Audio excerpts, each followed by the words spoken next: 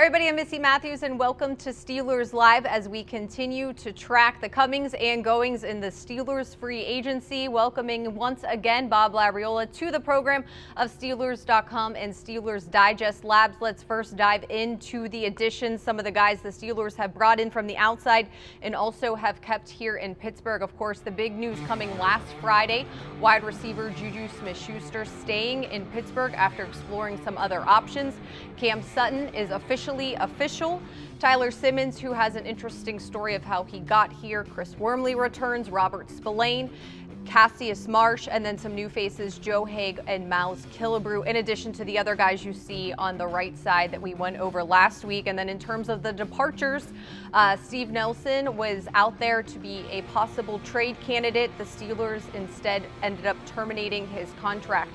So a number of guys you see there as well who we discussed last week who went to other teams. So let's start with JuJu Smith-Schuster, Labs. And it felt like that wide receiver market was not happening very quickly at the start of free agency. Teams, of course, all in the same issue with the lower salary cap. So what do you make of this move by the Steelers to bring him back on a one-year contract? Well, I think it was a good business decision by both parties, both the team and by JuJu. I mean, yeah, I was as shocked as anyone about the way the wide receiver market unfolded in free agency. I really thought JuJu was going to get a big deal, before the weekend. It started Wednesday at 4 o'clock. I figured, by Saturday night at the latest, he would have agreed to a significant contract. Certainly one that the Steelers were not going to be able to match from a pure dollar standpoint. So that never materialized, and it just never it never materialized for him right away. And we really didn't see too many wide receivers. I think Kenny Golladay was the only one who really kind of hit the jackpot with that position. And so as things continued, I think it made sense for JuJu to look for a short-term deal. And when you do that, the best way you maximize, I believe, your marketability, your future marketability, is with significant statistics. And the way to do that is to stay, where you are familiar. You are familiar with the process, the offense, and the quarterback, and the offense and the quarterback are familiar with you. And so, staying with the Steelers now that Ben is coming back was kind of a no-brainer. And it's a no for JuJu because, again, I still think this is a guy who's going to cash in pretty big. And for the Steelers, it's a no-brainer because they kept a good player. I don't know if he's the best receiver on the team, but he's certainly one who has a lot of qualities that they're going to need from their receivers this season. And so, and it's at a bargain price, the one that the team could afford. And so, yeah, it's a good business decision, and I hope it works out for JuJu and he cashes out really big next offseason, because if he does, that means he'll have a really nice 2020 regular season and help the Steelers win some games. Labs, we talked about Cam Sutton last week because of reports. It is official now, made the news by the Steelers. The release of Steve Nelson, Joe Hayden is still there. What do you make of all these moves in terms of what this means for the Steelers secondary? Well, I was talking to some people about the free agent, cornerback market, and one of the things that I was told was the Steelers signed the best cornerback on the free agent market. His name was Cam Sutton, and so I think that was extremely important for the team to get done. Now, after that, I also believe that were we not in this depressed salary cap market, and if the cap had gone up as it normally had been, it was like 198.5, I think, in 2019 or 2020, and we would have probably seen it around 210 if we had fans in the stands and all that normal stuff. If that had been the case, I firmly believe that the Steelers would have opened the season with Joe Hayden and Steven Nelson as their starters. I don't think there was anything really about Steven Nelson's game that was below the line that they wanted to unload him. The issue came down to the dollars and cents. All due respect to Steven Nelson, Joe Hayden is a better player. I mean, he just is. That doesn't mean Steven Nelson is a bad player, but Hayden is better. And so if you're going to keep one of those guys for 1 year, keeping Hayden to me was the smart move.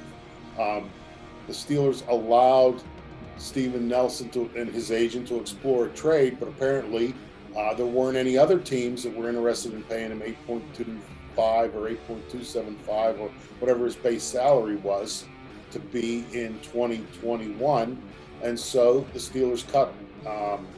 It's unfortunate, again, but if we were not in this depressed salary cap market, number 22 would be at cornerback whenever opening Sunday is 2021 for the Pittsburgh Steelers. All right, Lab, sticking with the Steelers defense, some of the names that we went through that are either staying in Pittsburgh or were added to the Steelers roster: Chris Wormley on the D-line, Robert Spillane, Miles Killebrew, and also Cassius Marsh. What do you make of those guys in terms of adding some depth and then along the D-line really adding some much-needed players? Well, the defensive line situation, really started out on a rather disappointing note when Tyson Alualu made the decision to go back home to where his career started, where his wife and 6 children live, where his kids all go to school. To me, it was somewhat similar to the decision that Mike Munchak made when he went to Denver to be closer to his one daughter and their young child, her husband and their young child. So now the Steelers are trying to, I think, they're trying to play catch up a little bit on the defensive line. Had Alualu stayed, I don't know what the interest would have been in Wormley. He was a disappointment last year. However, you can also look at it this way. I mean, he was a 3rd-round pick of the Ravens. The Ravens are historically a pretty solid drafting franchise, and the guy came to a new team with no offseason and no preseason, and then he got injured early in training camp, and I think he was just playing catch-up the whole year. So I think that, again, he was a bargain. I think his cap number for 2021 is like $1.6 million. And so you're getting a guy that you know something about. He knows something about you. You're hoping for a preseason this year. You hope that he doesn't get injured early in training camp, and maybe you can get some snaps out of him, at least, if nothing else, as a guy who could spell Cam Hayward and or Stephon Tuitt in game to give those guys a little breather along the way. So to me, that was and that's another no-brainer move at the price. He's familiar to you. He has a little bit of a history. He's played, a couple thousand defensive snaps in NFL regular season games. I don't think you're going to find anything better out there in the free agent market than he is in terms of how he fits with, what you're looking for. And so, but that's also a position where Isaiah Buggs and Carlos Davis, those guys have to show something. Buggs is going into his 3rd year. The way it works in the league, if you're not doing anything by your 3rd year, the team starts looking for somebody else. Carlos Davis, now he's going into his 2nd season. One of those guys has to step up and carve out a role for himself, if no other thing than as a backup guy who is competent enough, as I said, can eat some snaps so that Tuitt and Hayward don't have to play every down of every game. In terms of wide receiver Tyler Simmons, he had a chance after being on the Texans practice squad to work out at Georgia's Pro Day. I believe it was a week and a half ago. Kevin Colbert, Mike Tomlin, we know how they love to get as intimate as they can with these draft prospects. Pro Day is one of the only ways they can do that with no combine this year. They were there, and according to his agent, he got a phone call from Kevin Colbert on the spot offering him a job. A lot of competition, especially with JuJu Smith-Schuster coming back. But Labs, also Joe Haig, a tackle prospect picked up for the Steelers. What do you make of that move? Well, Simmons was essentially a futures contract signing. I mean, as you mentioned, he's not a rookie, right? So the Steelers signed him, and it's one of those futures deals. So it's a minimum salary, and at this time in the NFL calendar, he probably doesn't even count on the cap because you only have to count the top 51 salaries.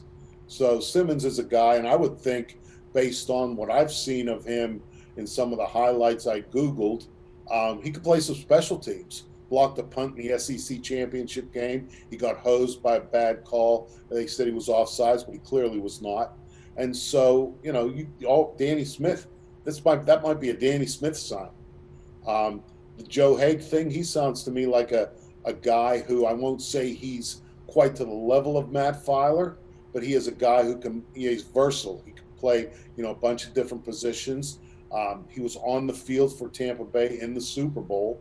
So, that made him one of their top 7 offensive linemen, the world champions. So he's got to have something going for him, because they're not going to line up a stiff in front of Captain America in the biggest game of the year. So, again, it's these aren't marquee signings. They're not headline grabbers, but they're the kinds of guys I think that the Steelers need to fill in some holes in their depth chart, below the starters.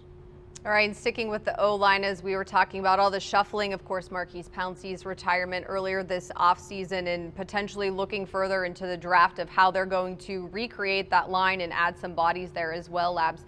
I had a chance to do an interview via Zoom with Kevin Dotson yesterday, and we talked about the run game. It's gonna have to be a group thing. We're gonna have to be able to, diagnose what we did wrong last year.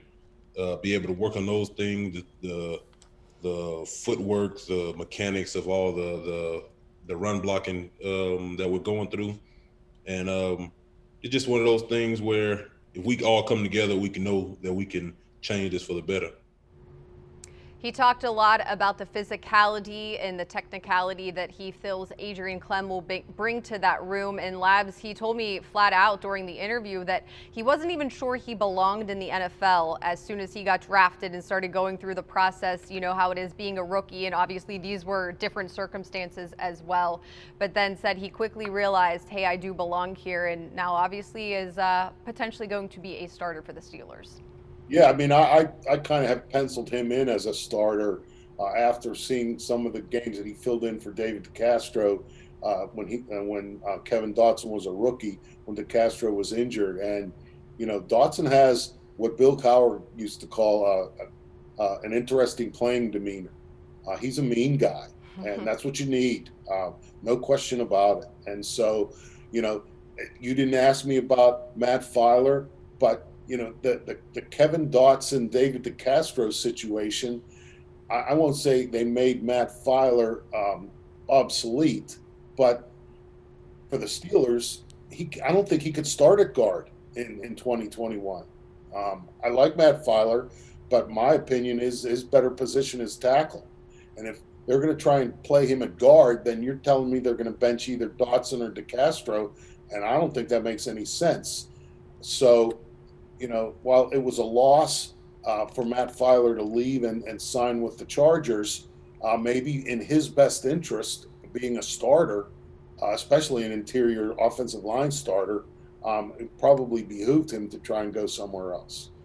All right, Labs, thanks so much for your time as always as we continue to track the Steelers free agency news and all the happenings with the team. That is going to do it for this edition of Steelers Live. We'll be back here next Thursday. Hope to see you then. Have a good night, everybody.